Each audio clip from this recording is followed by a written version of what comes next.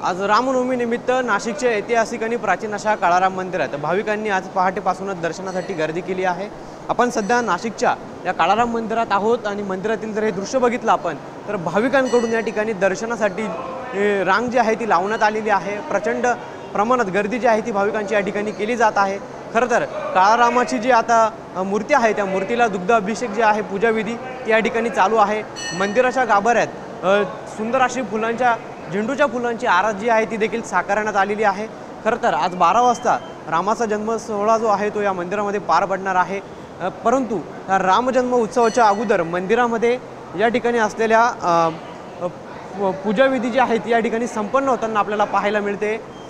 दुग्धाभिषेक असेल, विधिवत पूजा अर्चा जी असेल ती या ठिकाणी मंदिरात संपन्न होते आणि 12 वाजता रामजन्म उत्सव जो आहे तो या ठिकाणी संपन्न होणार आहे आणि याचा जो उत्साह आहे तो आपल्याला नाशिककरांमध्ये पाहायला मिळतोय।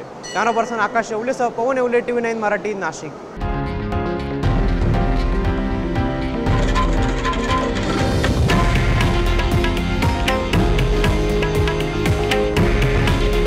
हे आहे देशातील नंबर 1 न्यूज नेटवर्क आणि आपण पाहत आहात TV9 मराठी।